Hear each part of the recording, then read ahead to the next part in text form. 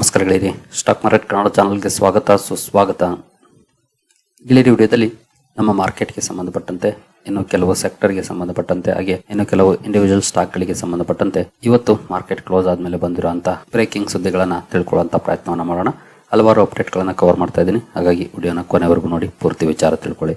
ಮೊದಲಿಗೆ ಡಿಸ್ಕ್ಲೇಮರ್ ಕೊಡ್ಲಿಕ್ಕೆ ಇಷ್ಟಪಡ್ತೀನಿ. ಇಲ್ಲಿ ಕವರ್ ಮಾಡ್ತಿರುವಂಥ ಯಾವುದೇ ಸ್ಟಾಕ್ ಅನ್ನು ಕೂಡ ರೆಕಮೆಂಡ್ ಮಾಡ್ತಿಲ್ಲ. ನೀವು ಫರ್ದರ್ ಸ್ಟಡಿ ಮಾಡಿ ಡಿಸಿಷನ್ ತಗೊಳ್ಬೋದು. ಆಸ್ ಎ ಎಜುಕೇಶನಲ್ ಪರ್ಪಸ್ ನಾನು ವಿಡಿಯೋ ಮುಂದೆ ತರ್ತಾ ಇದ್ದೀನಿ. ಹಾಗೆ ಇಲ್ಲಿವರೆಗೂ ಅಕೌಂಟ್ ಓಪನ್ ಮಾಡಿಲ್ಲ ಅಂತಂದ್ರೆ ಇದರ ಲಿಂಕ್ ಡಿಸ್ಕ್ರಿಪ್ಷನ್ ಇರುತ್ತೆ. ಅಕೌಂಟ್ ಅನ್ನು ಓಪನ್ ಮಾಡಬಹುದು. ಸಾಧ್ಯವಾದಷ್ಟು ನೀವು ಫ್ರೀ ಮಾಡ್ಕೊಂಡು ಟ್ರೈ ಮಾಡಿ, ಅಥವಾ ನಿಮ್ಮ ಕೆಲಸಗಳನ್ನ ಫ್ರೀ ಮಾಡ್ಕೊಂಡು ಟ್ರೈ ಮಾಡಿ. ಯಾಕೆಂತಂದ್ರೆ ಮಧ್ಯದಲ್ಲಿ ಏನಾದ್ರೂ ಸ್ಟಾಪ್ ಮಾಡಿದ್ರೆ ಪ್ರೋಸೆಸ್ ಕಂಪ್ಲೀಟ್ ಆಗಲ್ಲ, ಸ್ಟ್ರಕ್ ಆಗ್ಬಿಡುತ್ತೆ. ಹಾಗಾಗಿ ನಿಮ್ಮ ಈ ತರ ಕೆಲಸಗಳನ್ನ ಕಂಪ್ಲೀಟ್ ಮಾಡ್ಕೊಂಡು ಫ್ರೀ ಆದಂತಹ ಸಂದರ್ಭದಲ್ಲಿ ಟ್ರೈ ಮಾಡಿ. ಹಾಗೆ ನೀವೇನಾದ್ರೂ ಸ್ಪೆಸಿಫಿಕ್ ಸರ್ವಿಸ್ ಎಕ್ಸ್ಪೆಕ್ಟ್ ಮಾಡ್ತಿದ್ರೆ ಈ ಲಿಂಕ್ ಅಲ್ಲಿ ಫಾರ್ಮ್ ಕೂಡ ಇರುತ್ತೆ, ಅದನ್ನು ಕೂಡ ಫಿಲ್ ಮಾಡಬಹುದು. ಏನು ಅಕೌಂಟ್ ಓಪನ್ ಮಾಡುವಾಗ at funds and scheme selection section ಅಲ್ಲಿ ಮಿಸ್ ಮಾಡದೆ ಪ್ರೀಮಿಯಂ ಅಕೌಂಟ್ ಅನ್ನ ಸೆಲೆಕ್ಟ್ ಮಾಡಿ. TRX20 ಸೆಲೆಕ್ಟ್ ಮಾಡಿ, ಬೇರೆದನ್ನ ಸೆಲೆಕ್ಟ್ ಮಾಡಕ್ ಹೋಗ್ಬೇಡಿ. TRX17 ಅಥವಾ TRX20 ಈ ಎರಡರಲ್ಲಿ ಒಂದನ್ನ ಸೆಲೆಕ್ಟ್ ಮಾಡಿ ಪ್ರೊಸೀಡ್ ಮಾಡಿ. ಇದು ಎರಡು ಕೂಡ ಫ್ರೀ ಅಕೌಂಟ್ಸ್ ಆಗಿರುತ್ತೆ. ಇನ್ನು ಸುದ್ದಿಗಳ ಕಡೆ ನಾವು ಬಂದ್ರೆ, ಮೊದಲಿಗೆ ಇವತ್ತು ಪಾರ್ಲಿಮೆಂಟ್ ಇಂದ ಒಂದು ಸುದ್ದಿ ಬಂದಿದೆ ನೋಡಬಹುದು. Parliament passes bill to allow 100% FDI in insurance sector. Insurance sector ಅಲ್ಲಿ 100% FDI ಅನ್ನು ಅಲೋ ಮಾಡಿದೆ ಸರ್ಕಾರ. ಇದಕ್ಕೆ ಸಂಬಂಧಪಟ್ಟಂತಹ ಬಿಲ್ ಅನ್ನು ಕೂಡ ಪಾಸ್ ಮಾಡಿದೆ. ನಿನ್ನೆ ಲೋಕಸಭೆಯಲ್ಲಿ ಪಾಸ್ ಆಗಿತ್ತು, ಇವತ್ತು ರಾಜ್ಯಸಭೆಯಲ್ಲೂ ಕೂಡ ಪಾಸ್ ಆಗಿದೆ. ಅಂದ್ರೆ ಪ್ರೆಸಿಡೆಂಟ್ ಸೈನ್ ಆದ್ಮೇಲೆ ಇದು ಕಾಯ್ದೆಯಾಗಿ ಬದಲಾಗುತ್ತೆ. ಇನ್ನು ಮುಂದೆ ಫಾರಿನ್ ಇನ್ವೆಸ್ಟ್ಮೆಂಟ್ ಕೂಡ ಈ ಸೆಗ್ಮೆಂಟ್ ಅಲ್ಲಿ ಬರುತ್ತೆ. ಅದರಲ್ಲೂ 100% FDI ಅನ್ನ ಸರ್ಕಾರ ಅಲೋ ಮಾಡಿದೆ. ಈ ಹಿಂದೆ ಅದು ಕಡಿಮೆ ಇತ್ತು ನೋಡಬಹುದು, 74% ಇತ್ತು, ಅದನ್ನ 100% ಗೆ ರೈಸ್ ಮಾಡಿದೆ. ಸದ್ಯ ಕಾರಣಕ್ಕೆ ಇನ್ಶೂರೆನ್ಸ್ ಸೆಕ್ಟರ್ ನ ಸ್ಟಾಕ್ ಗಳನ್ನ ನಾಳೆ ವಾಚ್ ಮಾಡಬಹುದು. ಈಗಾಗಲೇ ಸಾಕಷ್ಟು ದಿನದ ಹಿಂದೆನೆ ಈ ಸುದ್ದಿಗಳು ಬಂದಿತ್ತು. ಎಸ್ಪೆಷಲಿ ಲಾಸ್ಟ್ 1 year ಇಂದ ಕೂಡ ಈ ಡಿಸ್ಕಷನ್ಸ್ ಆಗ್ತಾ ಇತ್ತು. ರಿಯಾಕ್ಷನ್ ಬರುತ್ತೋ ಇಲ್ವೋ ಬೇರೆ ವಿಚಾರ, ಬಟ್ ಇನ್ಶೂರೆನ್ಸ್ ಸೆಕ್ಟರ್ ಫೋಕಸ್ ಅಲ್ಲಿ ಇರುತ್ತೆ. ವಾಚ್ ಮಾಡಬಹುದು ನಾಳೆ ಯಾವ ರೀತಿ ರಿಯಾಕ್ಷನ್ ಇರುತ್ತೆ ಅಂತ. ಇನ್ನು ಭಾರತ ಹಾಗೂ ಓಮನ್ ನಡುವೆ ಫ್ರೀ ಟ್ರೇಡ್ ಅಗ್ರಿಮೆಂಟ್ ಗೆ ಸಂಬಂಧಪಟ್ಟಂತೆ ಸುದ್ದಿ ಬಂದಿದೆ. ಎಸ್ಪೆಷಲಿ ನಾಳೆ ಡಿಸೆಂಬರ್ 18ಕ್ಕೆ ಪ್ರೈಮ್ ಮಿನಿಸ್ಟರ್ ನರೇಂದ್ರ ಮೋದಿ ಅವರು ಗಲ್ಫ್ ನೇಷನ್ ಗೆ ವಿಸಿಟ್ ಮಾಡ್ತಿದ್ದಾರೆ, ಅಂದ್ರೆ ಓಮನ್ ಗೆ ವಿಸಿಟ್ ಮಾಡ್ತಿದ್ದಾರೆ. ಅಲ್ಲಿ ಫ್ರೀ ಟ್ರೇಡ್ ಅಗ್ರಿಮೆಂಟ್ ಅಥವಾ FTA ಸೈನ್ ಆಗೋ ಬಗ್ಗೆ ಸುದ್ದಿಗಳು ಬರ್ತಾ ಇದಾವೆ. ನೋಡೋದು, over $3 billion of Indian exports could become tariff free under FTA with Oman. $3 billion ಮೊತ್ತದ ಎಕ್ಸ್ಪೋರ್ಟ್ಸ್ ನ ಮೇಲೆ ಟ್ಯಾರಿಫ್ ಇರೋದಿಲ್ಲ ಓಮನ್ ಗೆ ಎಕ್ಸ್ಪೋರ್ಟ್ ಮಾಡೋದನ್ನ. ಬಿಗ್ ಡೆವಲಪ್ಮೆಂಟ್ ಅಂತಾನೆ ಹೇಳ್ಬೋದು. ಈಗಾಗಲೇ ನಾವು ಅಮೆರಿಕದ ಜೊತೆಗಿನ ಕೆಲವೊಂದು ಸಮಸ್ಯೆಗಳ ಕಾರಣಕ್ಕೆ ಕಷ್ಟದಲ್ಲಿದ್ದೀವಿ ಎಕ್ಸ್ಪೋರ್ಟ್ ವಿಚಾರದಲ್ಲಿ. ಇಂತಹ ಸಂದರ್ಭದಲ್ಲಿ ಈ ರೀತಿಯ ಸುದ್ದಿಗಳು ಖಂಡಿತ ಒಂದಷ್ಟು ಅಡ್ವಾಂಟೇಜ್ ಅನ್ನ ತರುತ್ತವೆ. ಎಸ್ಪೆಷಲಿ ನೋಡಬಹುದು ಯಾವೆಲ್ಲ ಸೆಕ್ಟರ್ಗೆ ಅನುಕೂಲಗಳಾಗುತ್ತೆ ಅಂತ. ಇಂಡಿಯನ್ ಟೆಕ್ಸ್ಟೈಲ್ಸ್, ಕೆಮಿಕಲ್ಸ್ ಹಾಗೂ other exports more than $3 billion to Oman could become tariff free. Especially ಟೆಕ್ಸ್ಟೈಲ್ಗೆ, ಕೆಮಿಕಲ್ಗೆ ಬಿಗ್ ಪಾಸಿಟಿವ್ ಡೆವಲಪ್ಮೆಂಟ್ ಆಗುತ್ತೆ. ಇನ್ನು ಒಂದಷ್ಟು ಎಕ್ಸ್ಪೋರ್ಟ್ಸ್ ಕೂಡ ಟ್ಯಾರಿಫ್ ಫ್ರೀ ಆಗ್ತಾ ಇದೆ. ನಾಳೆ ಈ ಟ್ರೇಡ್ ಡೀಲ್ ಗೆ ಸಹಿ ಆಗುತ್ತೆ ಅಂತ ಹೇಳಲಾಗ್ತಿದೆ. ನೋಡಬಹುದು, ಬಿಗ್ ಡೆವಲಪ್ಮೆಂಟ್ ಅಂತಾನೆ ಹೇಳ್ಬೋದು. ಅಮೆರಿಕದಿಂದ ಏನು ಕಳ್ಕೊಳ್ಳುವಂತ ಚಾನ್ಸಸ್ ಇದೆ. ಇನ್ ಕೇಸ್ ಟ್ರೇಡ್ ಡೀಲ್ ಆಗಿಲ್ಲ ಅಂದ್ರೆ ಅದನ್ನ ಬೇರೆ ಬೇರೆ ದೇಶಗಳ ಮೂಲಕ ಅರ್ನ್ ಮಾಡುವಂತ ಪ್ರಯತ್ನವನ್ನ ಭಾರತ ಅಂತೂ ಮಾಡ್ತಾ ಇದೆ. ಆ ನಿಟ್ಟಿನಲ್ಲಿ ಒಂದಷ್ಟು ಒಪ್ಪಂದಗಳು ಈಗಾಗಲೇ ಆಗ್ತಾ ಇದ್ದಾವೆ. ನೋಡಬಹುದು, the agreement will provide a boost to trade as around 83.5% of Indian exports valued at $3.42 billion.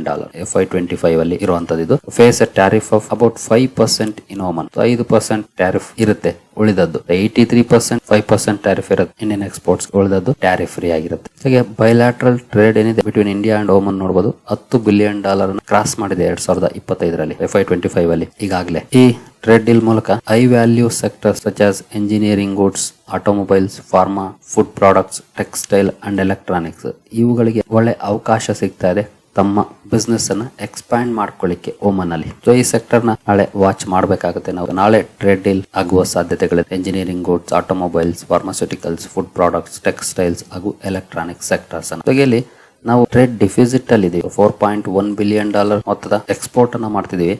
ಆದ್ರೆ ಓಮನ್ ಇಂದ $6.6 billion ಇಂಪೋರ್ಟ್ ಅನ್ನ ಮಾಡ್ಕೊಳ್ತಾ ಇದೀವಿ. $2.5 billion ಡಿಫಿಸಿಟ್ ಇದೆ. ಈ ಟ್ರೇಡ್ ಡೀಲ್ ಮೂಲಕ ಒಂದಷ್ಟು ಅವಕಾಶಗಳು ನಮಗೆ ಸಿಗ್ತಾ ಇದೆ ನಮ್ಮ ಎಕ್ಸ್ಪೋರ್ಟ್ ನ ಜಾಸ್ತಿ ಮಾಡ್ಕೊಳ್ಳಕ್ಕೆ. ಹಾಗೆ ಓಮನ್ ನ ಇಂಪೋರ್ಟ್ ಡ್ಯೂಟಿ ನೋಡಬಹುದು 0 ಇಂದ 100% ವರೆಗೂ ಕೂಡ ಇದೆ. ಅದರಲ್ಲೂ ಎಸ್ಪೆಷಲಿ ಸ್ಪೆಸಿಫಿಕ್ ಮೀಟ್ಸ್, ವೈನ್ಸ್ ಹಾಗೂ ಟೊಬ್ಯಾಕೋ ಪ್ರಾಡಕ್ಟ್ಸ್ ಗೆ ಅಪ್ ಟು 100% ಟ್ಯಾರಿಫ್ ಅನ್ನು ಹಾಕಿದ್ರು. ಅಲ್ಲಿ ನಮಗೆ ಅವಕಾಶಗಳು ಕಡಿಮೆ, ಬಟ್ ಬೇರೆ ಪ್ರಾಡಕ್ಟ್ಸ್ ಅಲ್ಲಿ ಖಂಡಿತ ಅವಕಾಶಗಳಿದೆ. ಈಗ ಟ್ರೇಡ್ ಡೀಲ್ ಆಗೋ ಮೂಲಕ ತಮ್ಮ ಬಿಸ್ನೆಸ್ ಅನ್ನ ಎಕ್ಸ್ಪಾನ್ಷನ್ ಮಾಡ್ಕೊಳ್ಳಿಕ್ಕೆ ಅಥವಾ ಮಾರ್ಕೆಟ್ ಶೇರ್ ನ ಗಳಿಸ್ಕೊಳ್ಳಿಕ್ಕೂ ಕೂಡ ಅವಕಾಶಗಳು ಇಂಡಿಯನ್ ಕಂಪನೀಸ್ಗೆ ಸಿಗ್ತಾ ಇದೆ. ಇನ್ನು ನೆಕ್ಸ್ಟ್ ಸುದ್ದಿ ಕಡೆ ನಾವು ಬರೆದ್ರೆ ರುಪಿ ಬಗ್ಗೆ. SBI ರಿಸರ್ಚ್ ರುಪಿ ಬಗ್ಗೆ ಒಂದು ರಿಪೋರ್ಟ್ ಅನ್ನ ರಿಲೀಸ್ ಮಾಡಿದೆ. ನೋಡಬಹುದು, SBI research sees depreciation lasting 6 more months, recovery to 87 mark in 2026. ಅಂದ್ರೆ ನಮ್ಮ ರುಪಿ ವೀಕ್ನೆಸ್ ಇನ್ನೂ 6 ತಿಂಗಳು ಕಂಟಿನ್ಯೂ ಆಗ್ಬೋದು ಅಂತ ಹೇಳ್ತಾ ಇದೆ. ಜೊತೆಗೆ ಸೆಕೆಂಡ್ ಹಾಫ್ ಅಲ್ಲಿ 2026 ಸೆಕೆಂಡ್ ಹಾಫ್ ಅಲ್ಲಿ ಮೇ ಬಿ ಒಂದಷ್ಟು ರಿಕವರ್ ಆಗ್ಬಹುದು, ಅಪ್ ಟು 87 ಮಾರ್ಕ್ ವರೆಗೂ ಕೂಡ ರಿಕವರ್ ಆಗ್ಬಹುದು ಅನ್ನುವಂತ ರಿಪೋರ್ಟ್ ಅನ್ನ ಕೊಟ್ಟಿದೆ. ಅಂದ್ರೆ ಈ ರುಪಿ ವೀಕ್ನೆಸ್ ಇನ್ನು ಬೇಗ ನಿಲ್ಲಲ್ಲ ಅನ್ನೋ ಮಾತನ್ನ ಹೇಳ್ತಿದೆ ಅಂತಾನೆ ಹೇಳ್ಬೋದು. ನೋಡೋಣ ಸಾಧ್ಯ ಆಗುತ್ತಾ ಅಂತ. ಜೊತೆಗೆ ವೀಕ್ನೆಸ್ ಕಂಟಿನ್ಯೂ ಆಗಿ ಮತ್ತೆ ರಿಕವರಿ 87ಕ್ಕೆ ಬರುತ್ತಾ ಕಾದು ನೋಡ್ಬೇಕಾಗಿದೆ. ಒಟ್ಟಿನಲ್ಲಿ ಇನ್ನು 6 ತಿಂಗಳು ಅಥವಾ ಅದಕ್ಕಿಂತ ಜಾಸ್ತಿ ಕಾಯಲೇಬೇಕಾಗಿದೆ as per SBI research report. ನೋಡೋಣ, ಸಾಧ್ಯವಾದಷ್ಟು ಬೇಗ ರಿಕವರ್ ಆದ್ರೆ ಒಳ್ಳೇದು, ಬಟ್ ಕಾದು ನೋಡ್ಬೇಕು.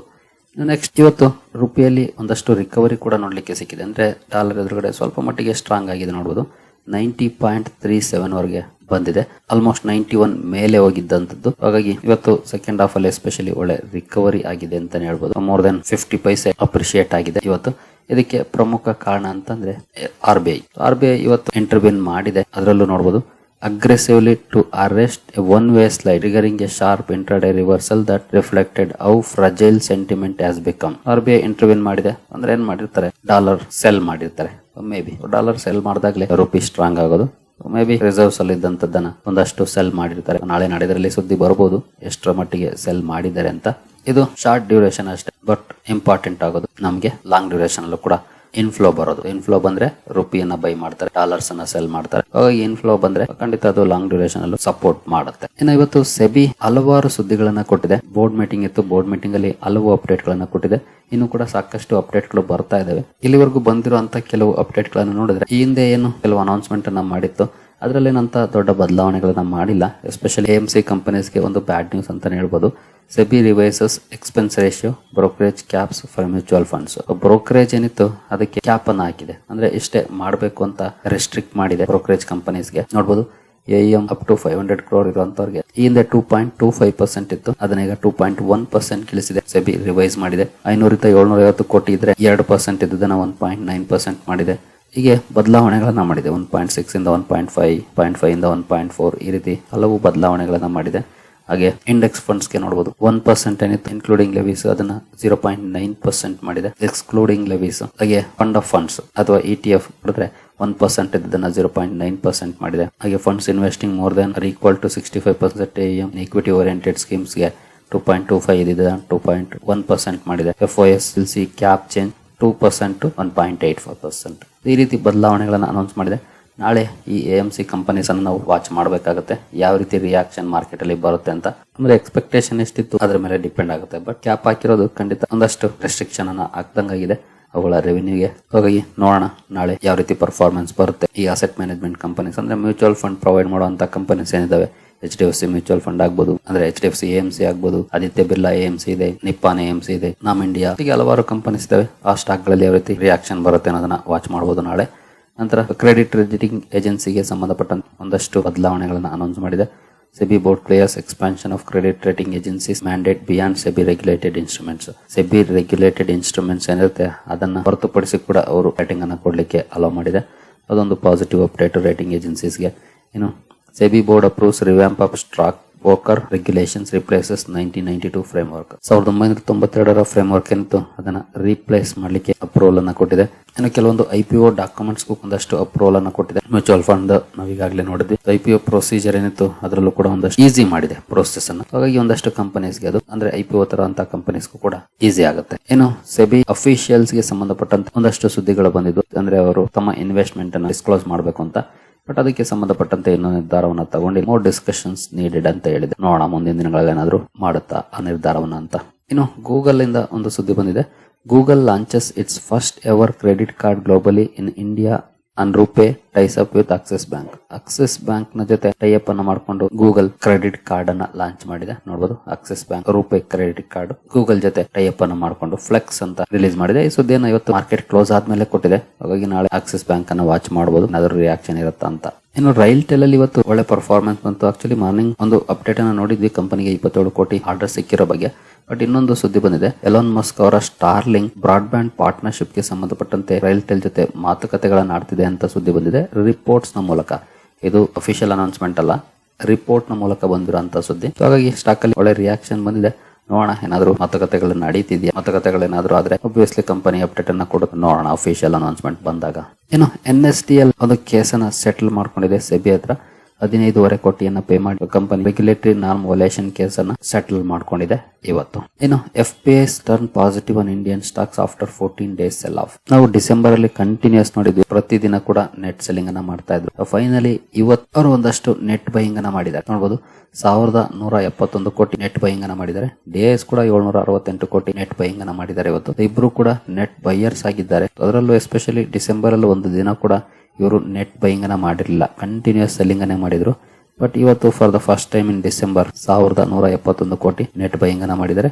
DIS ಕೂಡ ಒಂದಷ್ಟು ನೆಟ್ ಬೈಯಿಂಗ್ ಅನ್ನ ಇವತ್ತು ಮಾಡಿದ್ದಾರೆ. ಫೈನಲಿ ತುಂಬಾ ದಿನದ ನಂತರ FIS ಕಡೆಯಿಂದ ಒಂದು ಸುದ್ದಿ ಬಂದಿದೆ. ಒಳ್ಳೆ ಸುದ್ದಿ. ನೋಡೋಣ ಇದು ಕಂಟಿನ್ಯೂ ಆಗುತ್ತಾ ನಾಳೇನು ಅಂತ. ಎಸ್ಪೆಷಲಿ ನೆಕ್ಸ್ಟ್ ವೀಕಿನ ಕ್ರಿಸ್ಮಸ್ ಹಾಲಿಡೇಸ್ ಬರುತ್ತೆ. FIS ಅಷ್ಟೊಂದೇನು ಆಕ್ಟಿವ್ ಇರೋದಿಲ್ಲ. ಸೊ ಮೇ ಬಿ ಹಾಲಿಡೇಸ್ ಹೋಗೋದಕ್ಕೆ ಬೈ ಮಾಡಿರ್ಬೋದು ಅಂತ ಚಾನ್ಸಸ್ ಕೂಡ ಇರುತ್ತೆ. ಸರಿ ಗೆಳೆಯರಿ, ಈ ಎಲ್ಲ ಅಪ್ಡೇಟ್ಸ್ ನಿಮ್ಗೆ ಇಷ್ಟ ಆಗಿದೆ ಅನ್ಕೊಳ್ತೀನಿ. ಮುಂದಿನ ವಿಡಿಯೋದಲ್ಲಿ ಸಿಗೋಣ. ಅಲ್ಲಿವರೆಗೂ ಜೈ ಹಿಂದ್, ಜೈ ಕರ್ನಾಟಕ.